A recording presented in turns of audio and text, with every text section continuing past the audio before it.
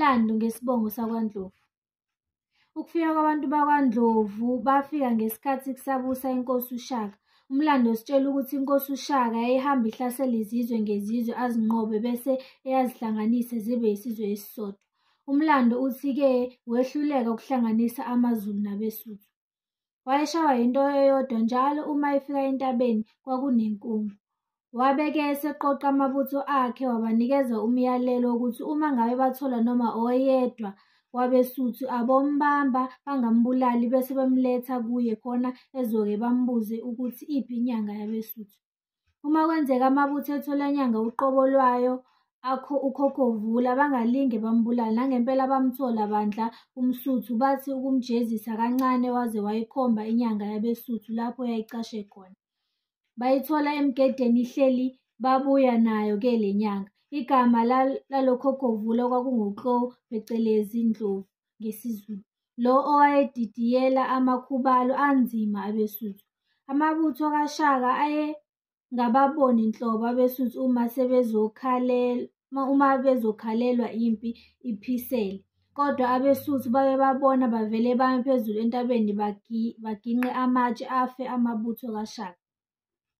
Umlando uthi inkosi uShaka wamthatha uNdlovu waya naye esigodlweni sakhe.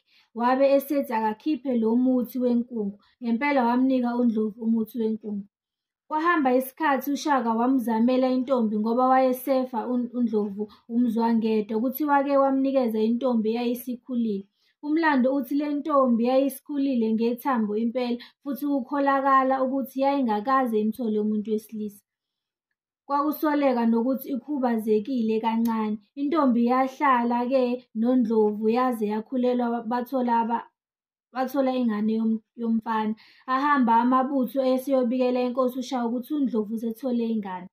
Inkosi yafike yathi, "Nina manga uthole udala kukhona lapho lingakhipha khona." Yamangala inkosi ukuthi kukhona uthi olungaphuma la kulento esindala kangaka. Igama lalengane kwagcinwa isiqanjwa ngayo igama elithi uTholudala. Umlando uthi uTholudala wakhulela endaweni yaseMalimede eMelmoth ngaphansi kwenkosana yakwaBiyela uMkhosana Biyela. Bakha lapho kuze kube imanje basatholakala abantu bakwaNdlovu. Abanye oNdlovu bafudukela kwezinye izindawo zakwaZulu, abanye baze bafika bakha ethaleni eNkandla.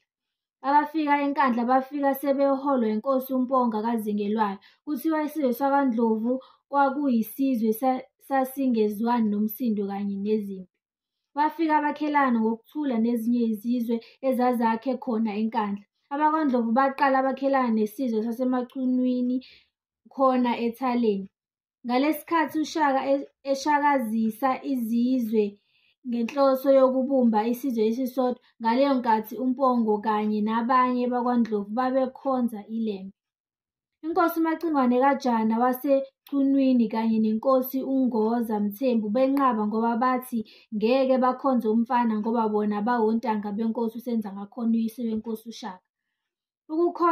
Ukukhonza kwabakwaNdlovu bekhonza isilo uShaka kwabangela amazinya abushelelezi esizweni samachunu.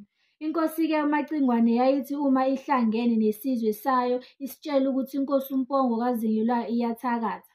Okuthela ngalimbe inkosi uMacingwane wakhipha inqina wathi mayiliyozingelwa ingwe. Leyo ngwe ibanjwe ngamabutho enkosi bese eyayibhila ngemithi enzima bese eyayithumela ingwe iyobulala inkosi uMpongo eyamfica elele. Kwaba ukuduka kwakhe uMpongo.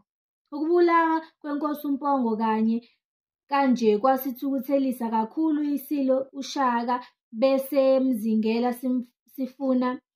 simzingela sifuna ukumbulala. Ngemuva kokubulawa kwenkosi uMpongo isizwe sakwaNdlovu safuduka sayokwakha ngasemfuleni iNtsuze ngaphansi kwentaba yaseQhudeni. Kunendawo lapho esafike sakhelana nesizwe saseMbo abakwaMkhize, uzalo lokwamaVovo. Ngaleso sikhathi abaseMbo babeholwa uZihlandlo kaGcwabe Mkhize. Babehleli kahle, ukwakhelana kwabo kwakukuhle kakhulu. Babelima kusiselwana nangemfuyo. Lezi zizobe zikhonzene kakhulu. Ukuzwana kwalezizwe kwathi ukuthelisa inkosi uDingane wabonakala eseyingozi kakhulu uZihlandlo kaGcwabe uMacingwane. UMacingwane wabe esehlasela isizwe saseMbo. Sabe sesifuduka nabanye oNdlovu baya eNhlazuko eRichmond eduze nomfula iLovo. Isizwe sakwaNdlovu sasesiholwa uNogwijela Ngema. Kwathi kufika eNhlazuka uNogwijela waphinde wasuka waya kwaNogqaza eMngeni eHawiki.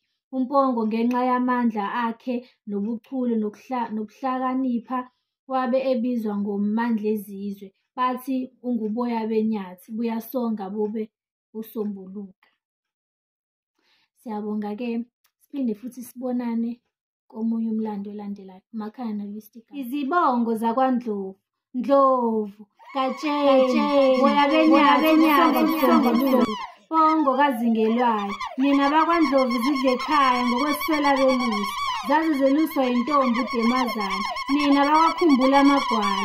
Nina bakwaDemazane, Ntombazane. Nina kwabasihlangu sihle, Mthiyane, ngokuthiya amadoda emazibukweni. Nina bakwaMdubusi. Mpongo, Dlangamandla, Nkosi.